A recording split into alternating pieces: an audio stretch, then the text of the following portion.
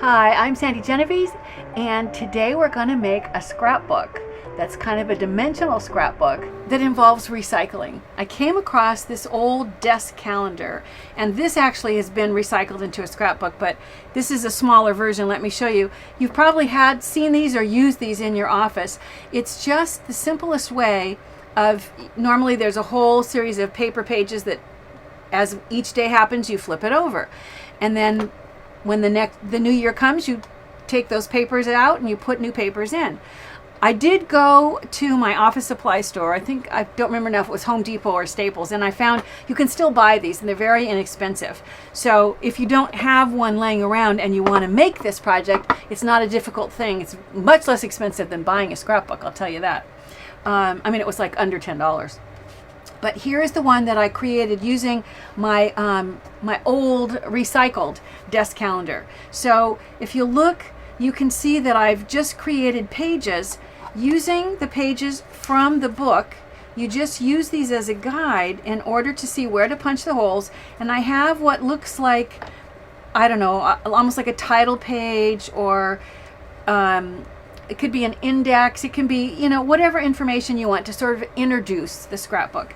And then with a new set of pages or an old set of pages, mine came with these tabbed pages. So if you look here, let me turn this so you can hopefully see. The pages are paper, but the tabs are plastic. They'll be really sturdy. And if I flip through, you can see I've just got lots of colored pages, and I've punched holes to align with the paper pages that were in my old calendar. As I switch to different months, there's different colors. I don't have anything in here yet because I'm doing this, you'll notice, for 2015. I was going to go ahead and put a couple of photos in there so you could see, but you don't need me to do that. Inside, you're going to put photos. You're going to journal and write your thoughts about things that happened that week or that day or that month. You're going to add, as well as photos, you can add any kind of souvenirs from trips you've taken, or anything at all that you want to remember can go into this scrapbook. And because it's sits open like this, it can be dimensional things as well. I mentioned the binding. If you're not familiar with these, this is how the whole thing is held together. And when I pull this out, you can see it's pretty ingenious. All you have to do is put pressure and push these together, and it allows you then to put it back in. So all your pages can be handled and created when they're loose, and then when it's time, you stack them all up. And I'm going to seat this into the little trough that's inside and push that into place, and there it's holding in position. Now when I look at the decorations, I thought I would share with you what I did.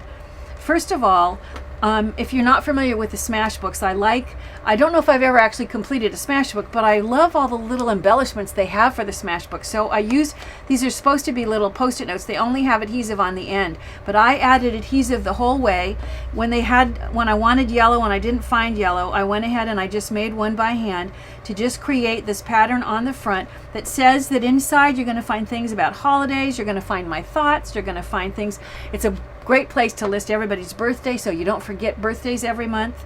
And then if I go to the next page, you can see that I've used a clip, and this is just a metal clip that came from the same Smash series, and I'm using it so that my phrase reads, "Yes, today is beautiful." Now, if you haven't seen how easy it is to create lettering that's straight, you'll be surprised.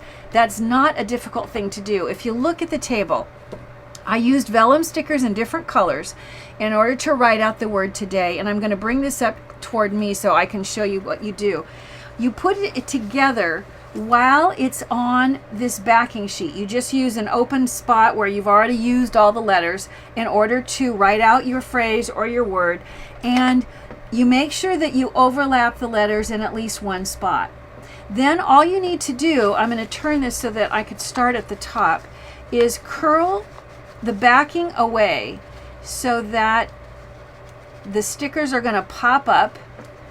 As you can see, they're starting to. I know they're vellum, so they may not be showing all that well, but I'm going to go ahead, and when it looks like everything is pretty much coming free, I'm now going to pull, I'm going to loosen that up, and I realize that you probably can't see, so I'm going to turn it back and show you. It's now all in one piece, so it's going to stay straight. Now I'm going to take one of the pages, decide where I want to place this. Now I made a point about saying it was straight, but I don't know if I'm placing it straight on I can see it's not. Of course, it would have been easier for me to have a guideline or something to work with, but you can see how easily you can pull the whole thing off to fasten it down. Notice that this is just using one of the paper pages and using the holes in the paper pages that came with the calendar as a guide to go back and mark with a pencil. And then once you've marked those holes, you just go back with a standard, this is a 1/4 inch paper punch, and I'm just going to punch the holes. You do this for all of the monthly sections each month, and then in the colors for all of the pages that are going to go inside. Now when you look back at this decorated page, you can see, as well as the vellum stickers, I also just used a different style of sticker. Here you can see I used this sheet in order, and because I didn't want to have to worry about getting them straight, I just kind of danced them across the page. It's a lot easier to do that way. Once you do your title or your introduction, you are ready to start scrapbooking. This is such an easy thing to do. This would be a great gift to give somebody. You have plenty of time. If you want to do it for 2015, you can do it for the holidays and give someone a great present. Would be a great housewarming gift. The only thing that I didn't like about this one, and it isn't the case in this one, but there was a logo in this channel, and so I took my washi tape, happened to be the right or close to the right width, to just slide inside and cover up the logo of the company that makes the calendar.